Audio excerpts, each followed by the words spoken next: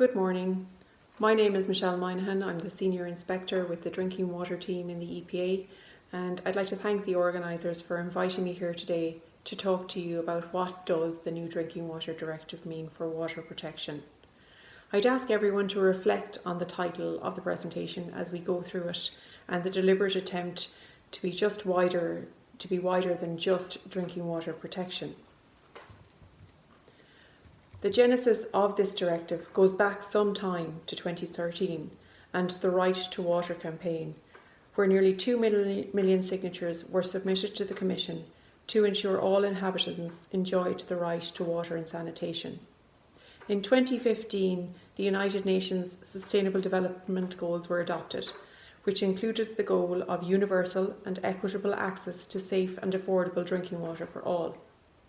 In 2015, the Commission's REFIT programme committed to reviewing the directive to ensure that it delivered its intended benefit for individuals and businesses. And in 2018, a proposal for a directive was born. Through 2019 and 2020, the recast moved through drafts of a recast directive and was adopted by the EU Council and Parliament on the 16th of December 2020. The directive itself, 2020/2184, was published in the OJ on the 23rd of December last and entered into force on the 12th of January of this year. A 2-year transposition period concludes on the 12th of January 2023, by which time Member States should have transposed it into national legislation. Some of the key features of the new directive that relate to drinking water quality are that it reinforced drinking water quality standards that are more stringent than WHO recommendations. It tackles emerging pollutants and introduces a watch list mechanism to respond to emerging concerns in a dynamic and flexible way. Substances such as endocrine disruptors and PFAS will feature on these lists. At the heart of a directive is a preventive approach or a risk-based approach, bringing in drinking water safety plans. It has harmonised the quality standards for materials and products in contact with drinking water and reinforced the limit values for lead. And it introduces operational monitoring programmes specific to a water supply. But there are also other features which are wider than drinking water quality. These require Member States to take measures to ensure better access to water, particularly for vulnerable and marginalised groups. Member States must ensure not to allow any increase in the pollution of waters used for the production of water intended for human consumption, and measures to promote the use of tap water must be included, as well as measures to reduce water leakages and increase transparency in that sector. It is clear the scope of the directive is far-reaching and much wider than just drinking water quality. Some of the new parameters which the directive introduces are names which are probably familiar to some of you. These include bisphenol A, chlorate, haloacetic acids, microcystin, PFAS, uranium, Legionella, somatic coliphages and hardness. And any cursory search of the internet shows why the Commission has taken this approach. There is any number of articles and scientific publications highlighting these parameters and the risks they may pose to our health and the environment. Some of the existing parameters in the original Directive 98/83 have been updated, and these are listed here, but I will just draw your attention to the top two. Pesticides now require that Member States must define guide values for non-relevant metabolites. This will be a challenge for Member States, including Ireland, in terms of analysis, risk assessment and management and risk communication. And lead, which will see the 10 microgram per litre limit reduced to 5 microgram per litre after 15 years. Again, this will be challenging for us as a country to achieve, as this level is generally not achievable by dosing of orthophosphate to reduce plumbosolvency. This will require replacement of all lead connections to ensure compliance. The directive will embed the Drinking Water Safety Plan approach and requires Member States to ensure the clear and appropriate distribution of roles and responsibilities between stakeholders. This diagram here effectively captures the three main components of a risk-based system. Risk assessment, which is based on data and evidence. Risk management, where decisions are based on the risk assessment but considering all wider implications and external factors. And finally, risk communication and how that message is communicated to the public, to regulators and to all stakeholders. The directive requires that member states undertake risk assessment and management of catchment areas for abstraction, of the supply system and of the domestic distribution system. Member states will have a number of years to undertake these risk assessments, but it is clear that we have no time to waste in starting this work. I want to focus on just one of those areas where the risk assessment is required, and this is around the catchment areas for abstraction. This is a diagram showing in broken blue lines a Water Framework Directive catchment.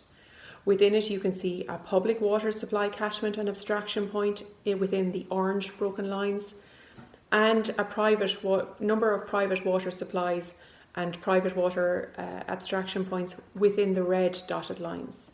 You will notice a lake, a number of rivers and tributaries, and a number of private wells within the catchment. This is what my colleagues in the catchment team refer to as a mountains to sea catchment.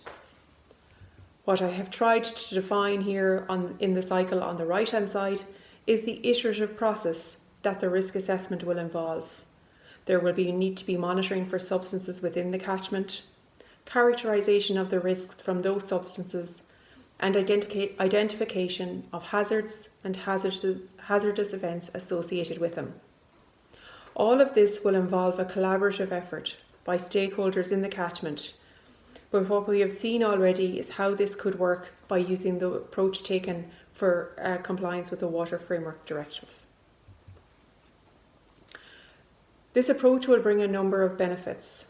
Namely, it will allow us to implement a framework for drinking water source protection and allow us to build on existing Water Framework Directive assessments, monitoring and knowledge.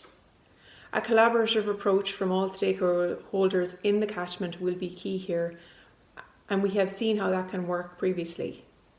There is the potential to improve drinking water quality whilst also addressing Water Framework Directive requirements. And water suppliers will be able to reduce monitoring requirements where that can be supported by evidence.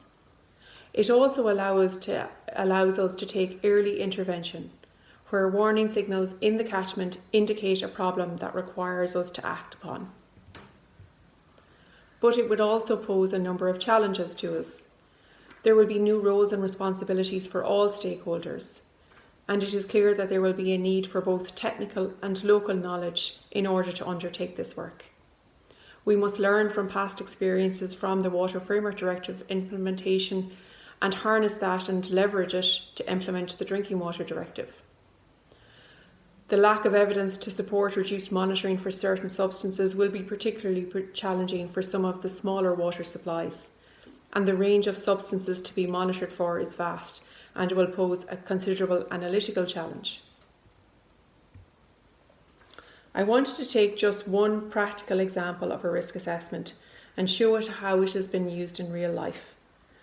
Irish Water has developed an objective methodology to determine the risk posed by the parasite Cryptosporidium in our source waters. That technical risk assessment takes the animal inputs and human inputs and looks at the pathways that might allow Cryptosporidium to enter the waters that are used to abstract water for our drinking water needs.